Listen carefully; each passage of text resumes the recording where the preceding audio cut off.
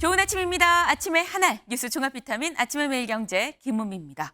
네, 제 목소리가 유달리 밝은 이유 맞습니다. 조금 전 파리에서 또 기분 좋은 소식이 들려왔는데 어떤 소식이냐?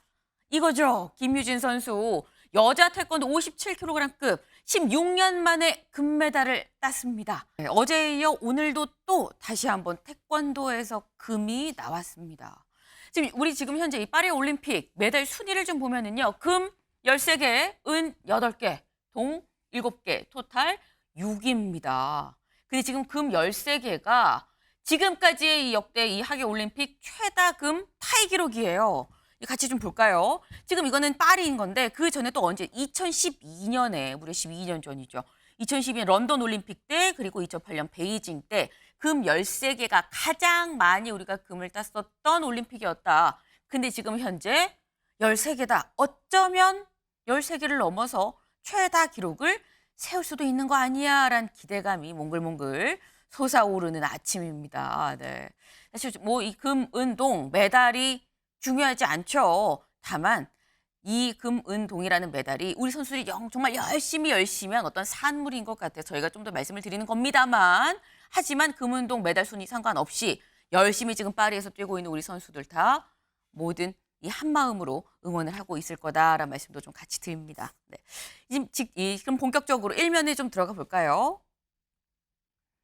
네, 첫 번째 기사 매일경제입니다. 집값 불붙자 그린벨트 해제 카드. 어제 부동산 대책이 발표가 됐습니다.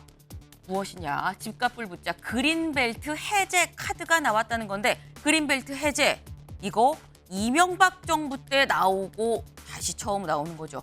이명박 정부 때면 몇 년 전이야 하실 수 있는데 다음 기사 이어서 볼까요? 국민일보입니다. 12년 만에 서울 그린벨트 해제입니다. 이명박 정부 이후 처음으로 나온 그린벨트 해제 카드 12년 만이다. 이렇게 되면 6년 동안 42만 7천 가구가 공급이 된다라는 거죠. 그린벨트 해제한 그 자리에 집 지어서 공급량을 늘리겠다라는 얘기인 건데 한켠에선 일단 공급량을 늘리겠다라는 취지의 이번 88 부동산 대책을 보면서 글쎄 이게 건설 비용이 뛰어서 착공으로 이어지지 않는 게 문제인데 여기에 대한 직접적인 해답이 될 수 있는 거냐라는 얘기도 나오고 있습니다. 어제 나온 이 부동산 대책이 실질적으로 집값 안정에 효과가 있을 것이냐라는 점은 시장이 가장 먼저 반응을 하겠죠. 오늘 시장이 어떻게 반응하는가를 좀 같이 봐야 되지 않을까 하는 생각이 드네요. 다음 기사 보겠습니다. 한국일보입니다. 간호법, 부활화법, 이달 처리 합의. 여야정 협의체는 이견. 네, 저희가 요즘에 말씀을 드렸죠. 우리 국회가 달라졌어요. 일한다고 합니다. 이 기쁜 소식이에요라는 말씀을 드렸습니다. 그러면서 어제 말씀드린 게 전세 사기 특별법 관련해서 이달 안에 처리한다고 해요. 국토위에서 21일에 처리한대요. 라는 말씀을 드렸는데 더불어서 간호법, 부활화법도 정책위 의장들이 만나서 얘기도 논의가 된 걸로 알려지고 있습니다. 이달 안에 뭔가 처리가 될 것 같다라는 얘기인 건데 다만 같이 좀 얘기가 나왔던 여야정 협의체는 되는 줄 알았는데 스무스하게 지금 흘러가는 줄 알았던 여야정 협의체도 이견을 나타내고 있다라는 거죠. 어디에서 이견이냐? 여당은 이거는 실무협의체다라고 얘기를 하는데 야당은 이거 윤 대통령이 직접 참여해야 되는 거 아니냐라고 얘기를 하고 있다는 겁니다. 여야정 협의체 이견 얘기까지 이 얘기 저희가 잠시 뒤에 대담으로 살짝 좀 짚어보겠습니다. 다음 기사 볼까요? 네, 경향입니다.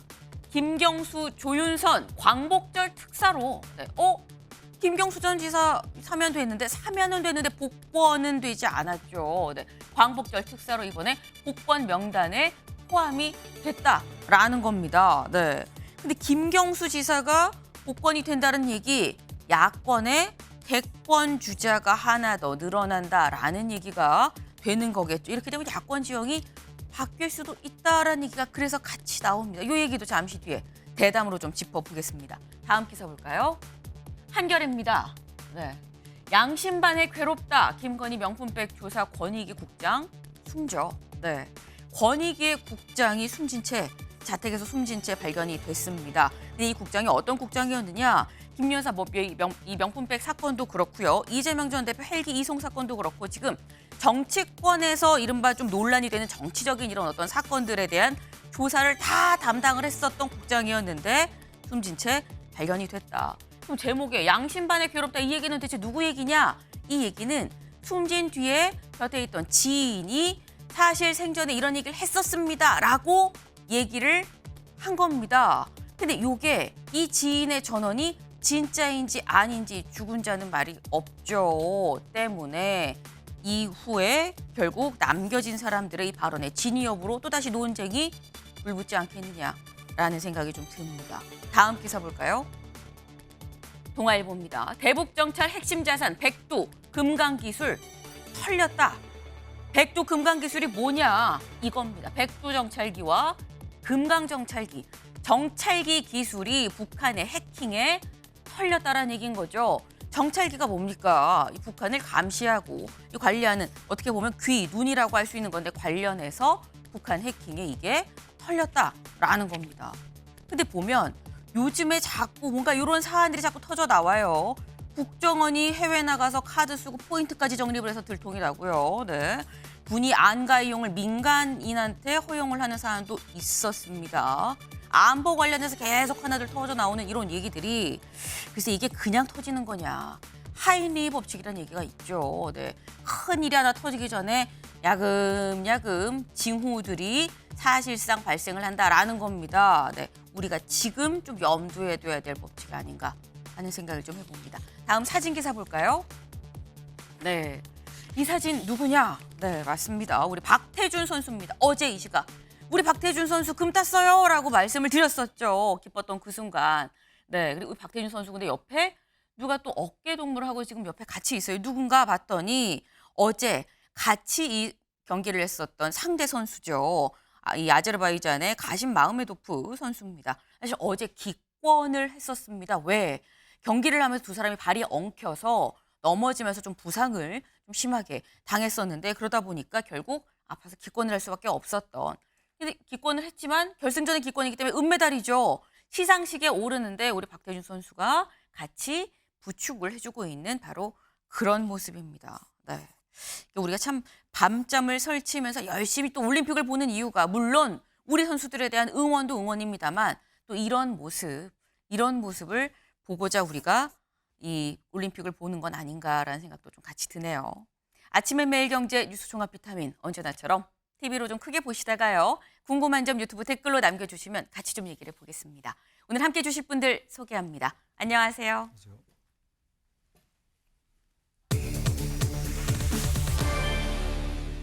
네, 첫 번째 키워드 김경수입니다. 네, 김경수 전 경남지사를 얘기를 하는 거겠죠. 보겠습니다. 김경수 복권 더 무슨 말이 필요하냐라는 거겠죠. 딱 5글자 제목입니다.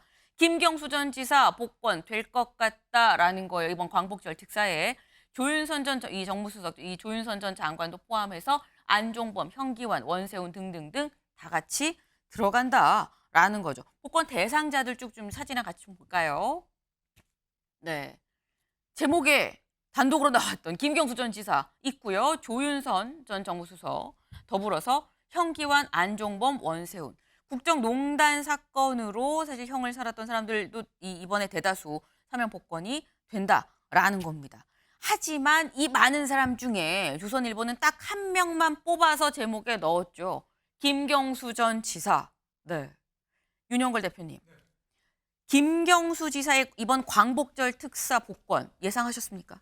저는 어느 정도 뭐 예상을 했습니다. 예상했었다. 예, 작년 12월 말에도 성탄절 연말 연시 특사로 좀 검토가 됐었거든요. 네. 그때 이제 대통령실 쪽에서 나온 얘기가 타진해 보니까 민주당 쪽에서 좀 반응이 좀 없더라. 그래서 의외였다. 뭐 이런 얘기도 나와서 여권에서는 그동안에 지속적으로 뭐 검토를 해온 거 아닌가 뭐 이렇게 생각이 들어요.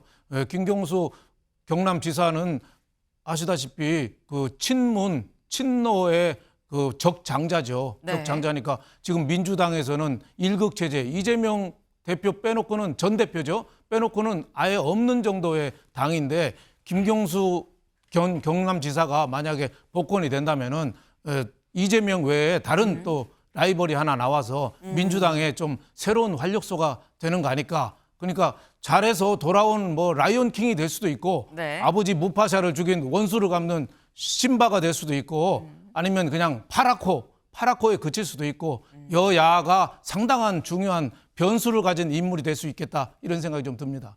상당히 주요 인물이 될 수 있는 김경수 전 지사가 이제 복권을 한다. 아까 뭐 돌아온 라이온킹 말씀도 지금 하셨어요. 그만한 정도의 지금 이 주목을 받고 있다라는 거죠. 근데 지금 어느 정도는 사실 시기의 문제지 복권은 사실 된다라는 거 아니었냐라는 말씀이셨는데 근데 사실 이 부분에 대해선 요번은 또 아닌 거 아니야? 요거 사면 과연 해줄까라는 얘기도 야권에서 있긴 있었습니다. 직접 들어볼까요? 당연히 그 이제 사면이라는 거는 대타협인 것이니까 네. 상징적인 대통령의 네.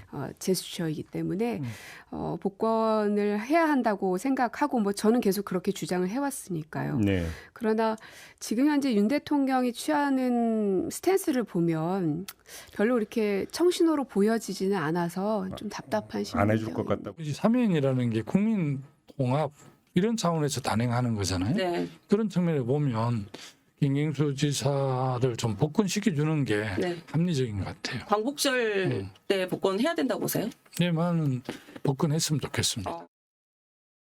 네, 지금 고민정 의원 그리고 김두관 후보의 얘기를 좀 들어봤는데 기본적으로 복권 사면이라는 것 자체가 사회적 대타협 이 사회적 대타협 아니겠냐? 국민 통합의 차원이다. 근데 이제 고민정 의원은 그래서 과연 할까 싶다라는 얘기를 했어요. 근데 지금 약간 가시화되는 좀 그런 느낌이 있습니다. 최창렬 교수님.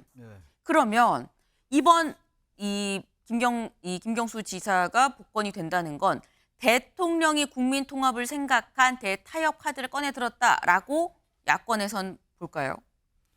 야권은 뭐 다른 관점에서 보는 것 같아요. 다른 관점이다. 이제 야권의 시각은 김경수 전 지사를 복권하면 음. 피선거권이 이제 회복된단 말이죠. 지금 그쵸. 현재 2027년도 12월까지 피선거권이 박탈돼 있어요.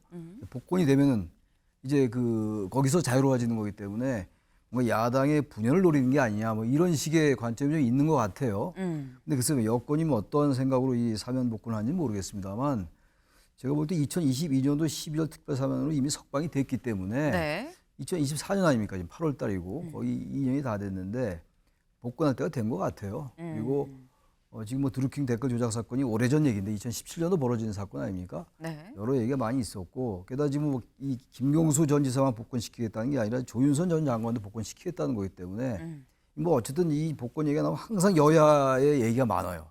다 자신들의 입장에서 얘기를 하기 때문에 근데 아무튼 간에 해석은 오래된 정치인들이고 근데 여러 가지 이제 그 사회적 그리고 정치적인 논란을 많이 일으킨 일들인데 이쯤 되면 말이죠. 저는 뭐 여야 할 거 없이 조윤선 전 장관도 그렇고 김경수 전 지사도 그렇고 복권할 때가 됐다라고 해서 너무 여야가 특히 야당이 김경수 전 지사에 대한 이 복권에 대해서 너무 과도하게 정치적 관점을 접근하지 않았으면 좋겠다라는 게 제 생각입니다.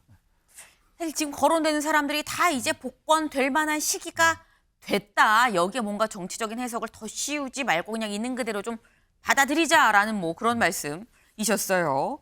근데 김경수 전 지사의 복권 아마도 야권에서는 야당에서는 뭔가 야권 분열 카드로 여권이 쓰는 거 아니야라는 시각을 갖고 있지 않겠느냐라는 말씀을 하셨는데 그래서 정성호 의원이 사실 이런 얘기를 했었습니다. 들어보시죠.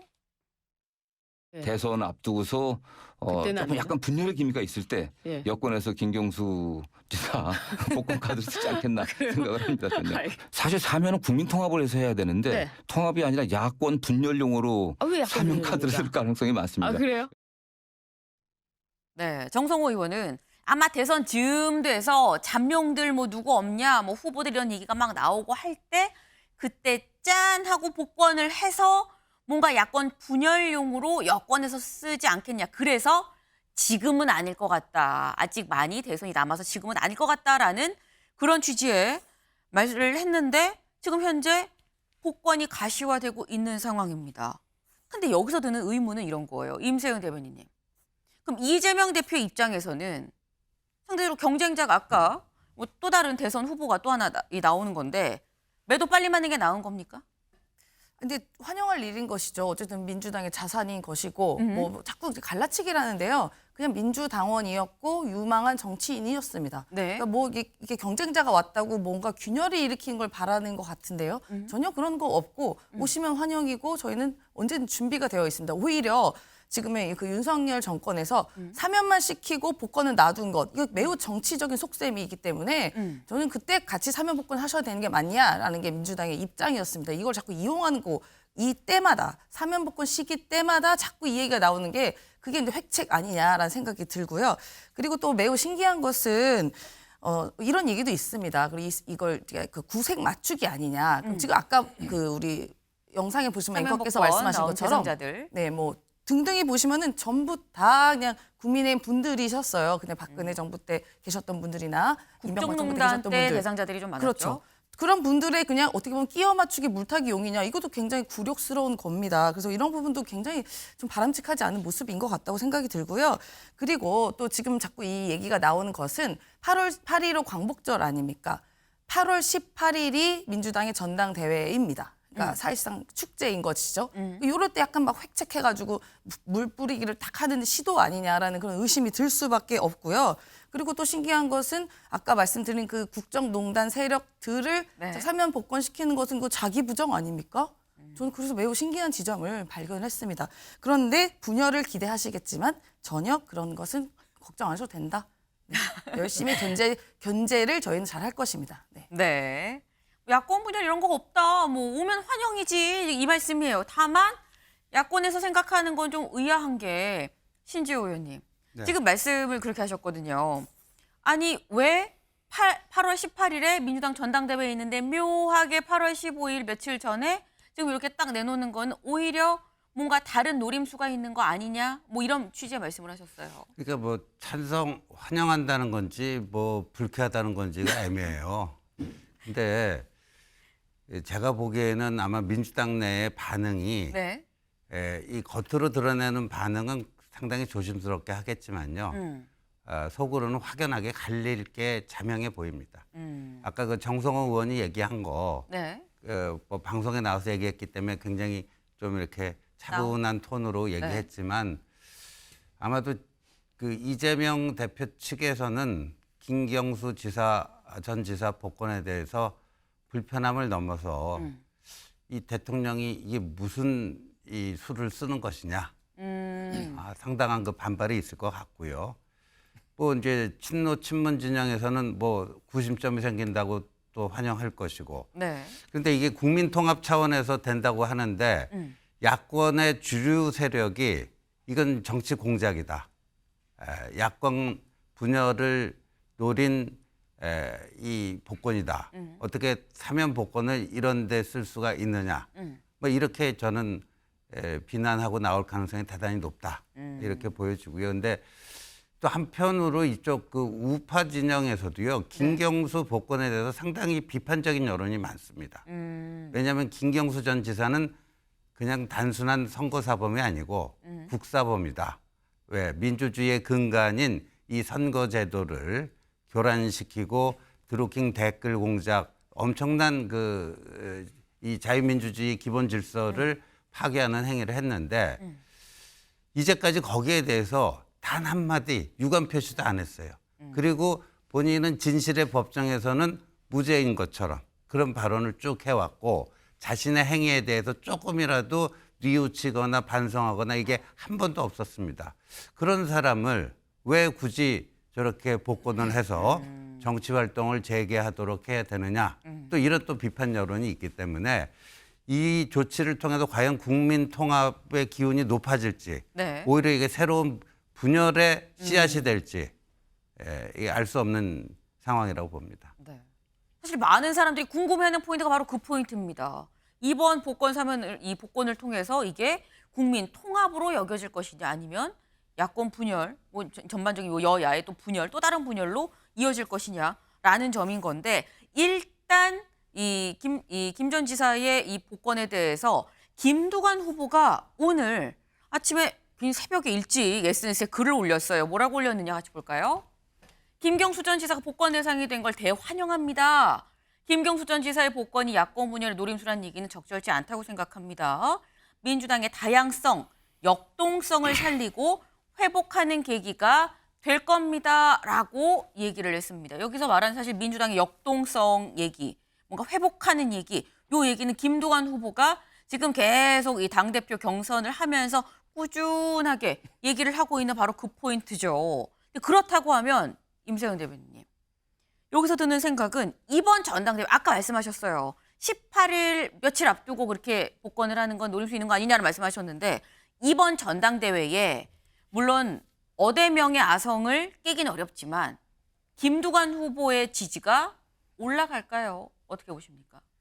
뭐 그건 판단하기 너무 어려운 일 같고요. 사실 선거 예측은 가장 어렵고 특히 당원 선거이기 때문에 뭐 영향은 있을 것이다? 아니 뭐 영향은 어느 정도 있을 수도 있겠죠. 근데 그거를 자꾸 노리는 것 같은데 사실 이게 김경수 우리 지사님이 네. 사면 복권에 대한 얘기가 이번뿐만이 아니에요. 근데 이번은 또 마침 전당대회랑 맞물리다 보니까 또 그리고 어떤 그 여론에선 자꾸 일극 체제니 뭐 이재명 대표 뭐 혼자 뭐 독재니라는 그런 이야기가 나오다 보니 오히려 더 부각이 되는 것 같은데요. 민주당은 항상 늘 의견이 같았습니다. 아니 그리고 김경수 지사님께서도 스스로도 아니 지금 이렇게 뭐 사면시키고 복권시키고 하는 것 자체가 굉장히 굴욕적이라는 식으로 대응을 또 하셨어요. 그래서 원래는 또 안 하시겠다고 거부를 했는데 그때 이제 윤석열 대통령이 이제 사면을 하신 거잖아요. 그래서 그 정도일 정도로 이게 크게 뭐 이걸로 분열이 된다라는 의견 자체가 저희는 크게 받아들여지는 문제가 아닙니다. 단지 이 지금의 시기 자체가 또 전당대회라는 그런 예민한 시기가 또 있고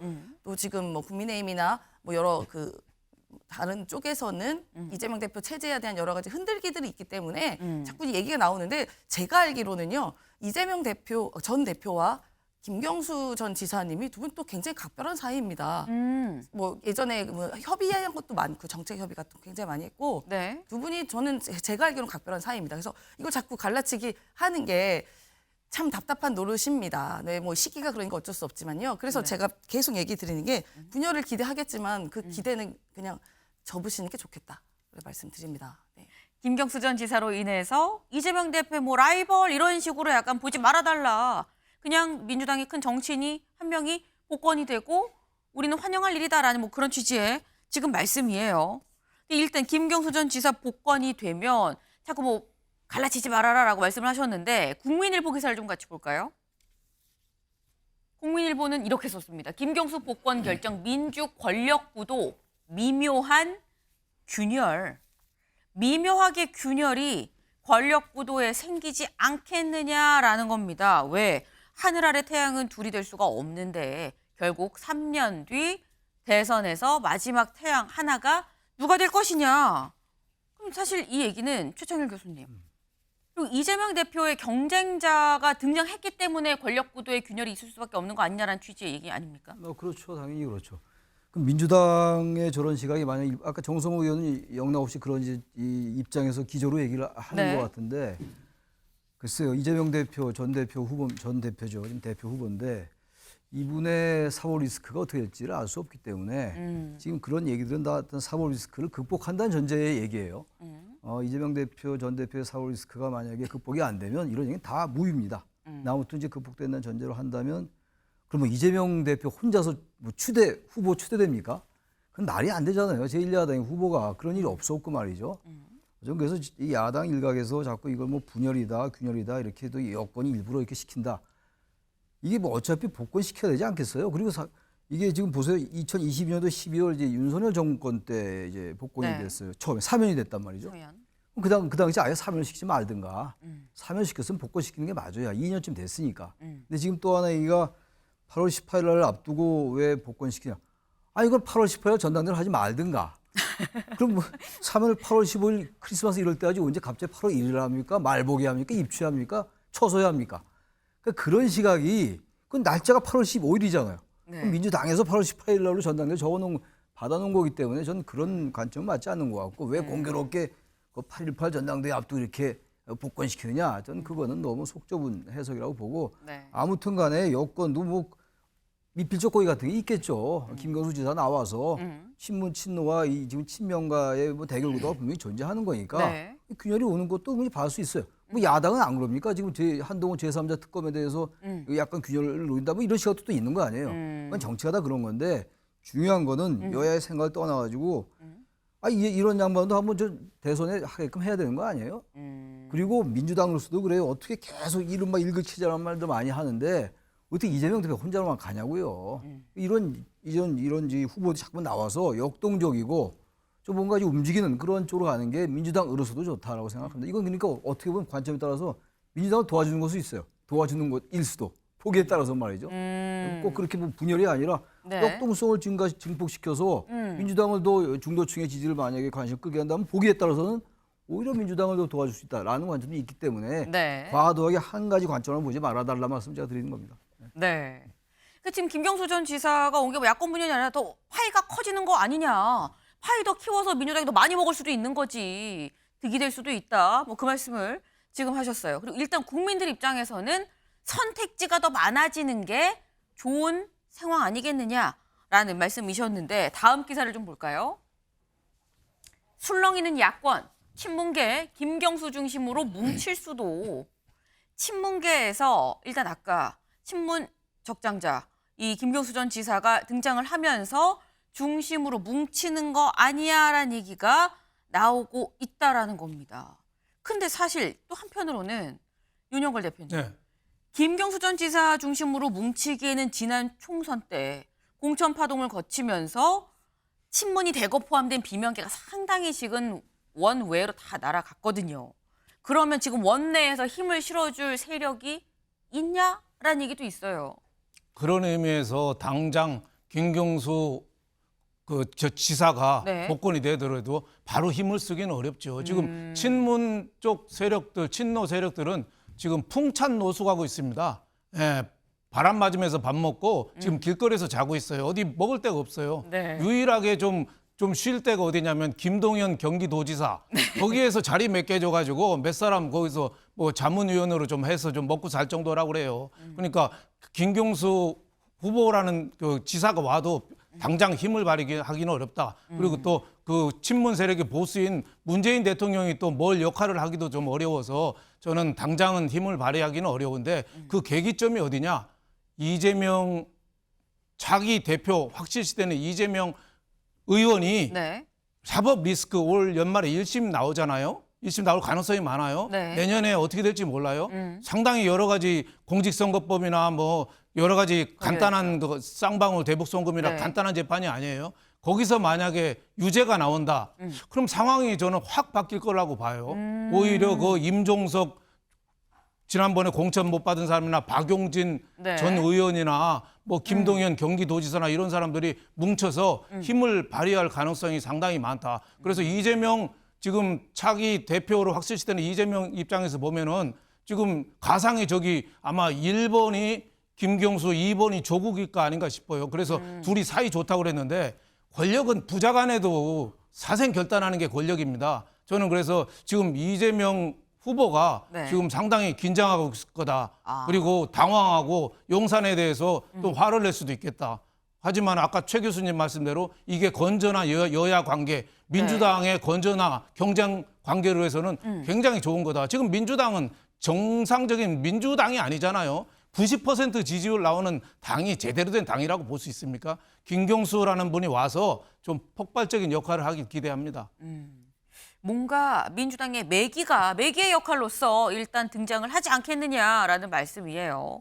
그리고 일단 김경수 전 지사의 등장보다도 더 큰 변수는 김경수 전 지사 등장한 후에 이재명 전 대표, 향후에도 아마 대표가 될 걸로 예상이 되는 연임이 거의 확실시되는 이재명 전 대표의 사법 리스크의 1, 2심 결과들이 어떻게 나오느냐가 더 큰 시너지 효과로 나중에 작용할 것이다 라는 말씀을 하셨어요. 근데 일단 중요한 건 우리가 지금 얘기하는 이 김경수 전 지사, 당사자의 의지가 사실 가장 중요한 거죠.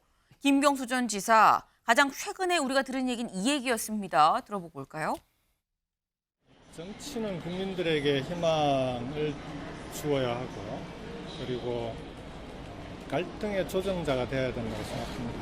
과연 우리 정치가 그런 역할을 하고 있는가 하는 점에 대해서 정치인의 한 사람으로서 저도 깊이 성찰해야 되는 부분이 있다고 생각하고요.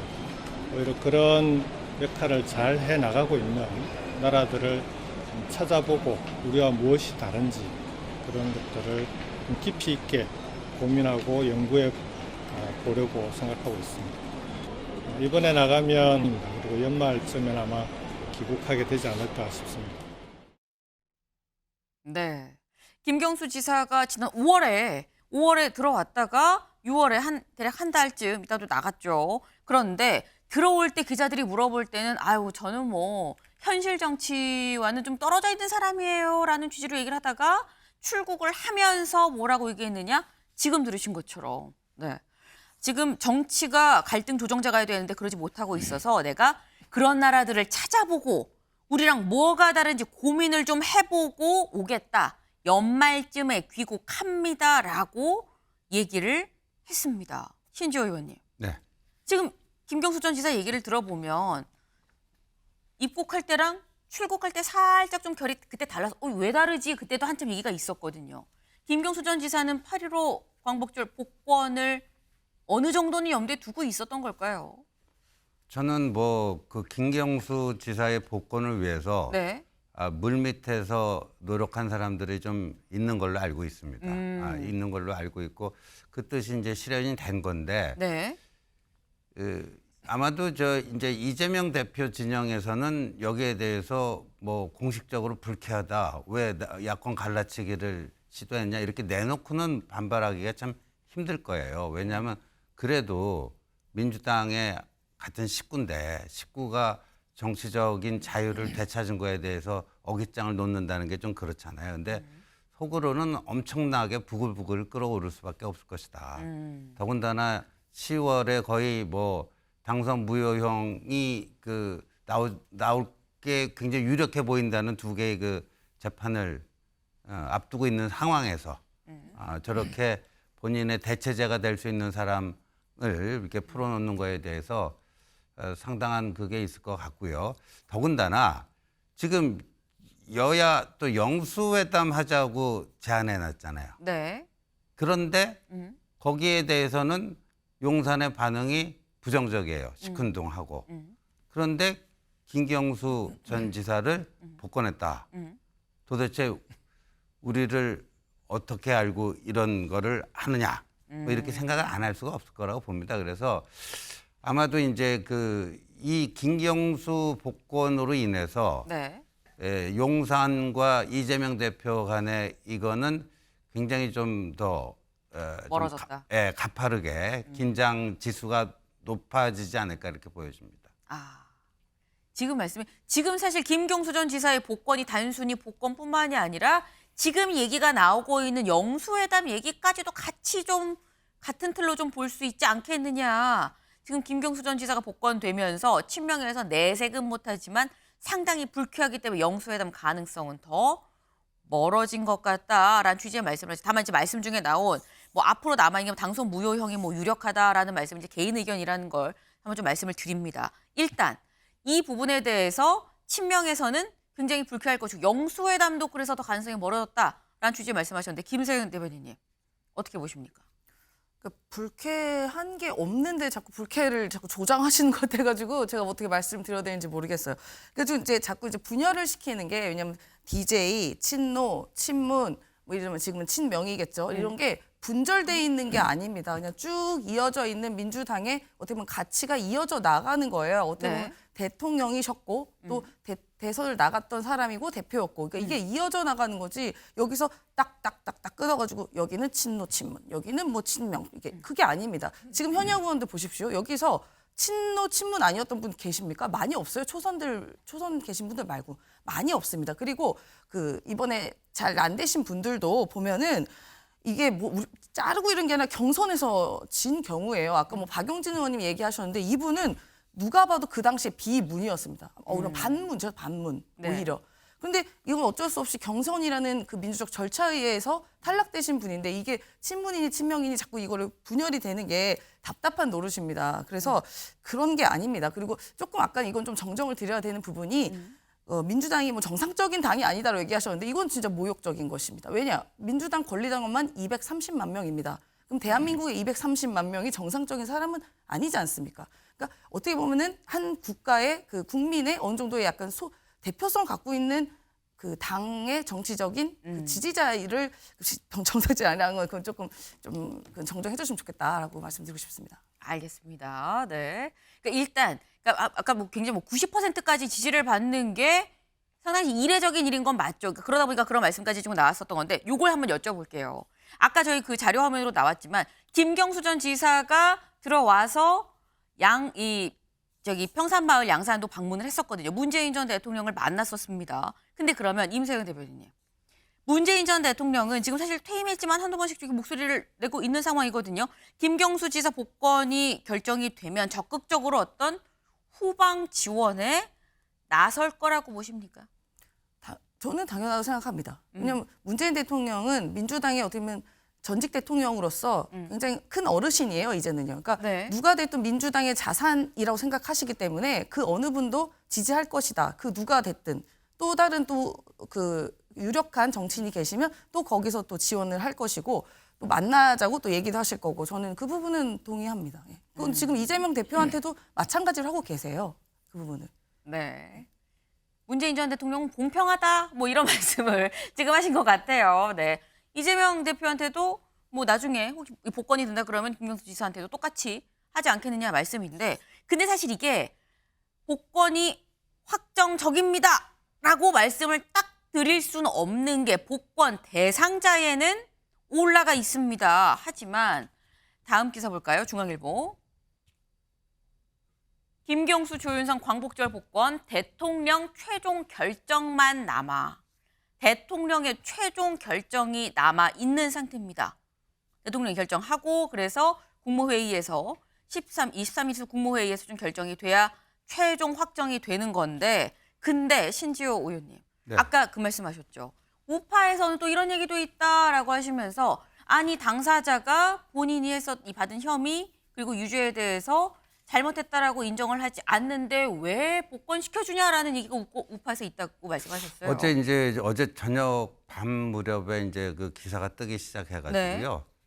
그 제가 쭉 그 댓글이나 이런 거 보면 이제 우파 성향의 사람들이 비판적인 그게 굉장히 높습니다. 예, 뭐 이제 김경수 전 지사에 대해서 아니 예를 들어서 부정선거 사범 아닙니까? 그리고 사실 그 최대의 수혜자가 문재인 대통령이었던 거죠. 근데 그러니까 그 대법원 최후 진술 그때 대법원은 재판이 열리는 게 아니라 서면으로 그쵸. 뭐 제출한 게 1만 자 정도 네. 있는데 뭐 드루킹이 자기한테 다 이거를 뒤집어 씌우려고 한다. 그럴 정도로 모든 혐의에 대해서 부정을 했고요. 형이 확정된 이후에도 한 번도 본인의 그 과오에 대해서 시인하거나 뭐 유감을 표명한 적이 없습니다. 근데 이제 이런 사람이 과연 이렇게 무슨 뭐 정치인으로서 다시 뭐 하는 게 맞느냐. 아니 예를 들어서 지금 뭐 민주당 진영에서는 3.15 부정선거하면 거의 경기를 일으킬 정도로 있어서는 안 될 일이 벌어진 거 아니냐. 근데 사실 똑같아요. 부정선거 사범이었다는 점에서는. 근데 그렇다고 하면 대통령 최종 결정에서 안 될 수도 있는 거냐라는 거죠. 그럼 뭐 대통령의 판단이 있을 거라고 봅니다. 대통령의 판단이 뭐 지금 제가 판단이 말씀드리는 어떨까요? 그런 네. 문제의식이라면 뭐 안 할 수도 있는 거고. 근데 뭐 이미 이제까지의 그 관례를 보면 법무부에서 저렇게 된 것은 네. 이미 어떤 그 대통령실의 조율이 뜻도 있었다. 전달이 돼서 이렇게 올라오는 거 아니냐 이렇게 보여집니다. 네. 뭐 될 수도 있고 안 될 수도 있고 반반이에요라고 하시다가 그래도 뭔가 이렇게 대상자로 올라간 건 조율이 있었던 거 아니겠느냐라는 말씀이에요. 네. 하지만 말씀처럼 살짝 그 중간에 보수 쪽의 여론이 또 어떻게 또 적용이 될지는 최종까지 좀 끝까지 봐야 될 수도 있겠다는 생각이 듭니다. 네. 다음으로 좀 넘어가 볼까요?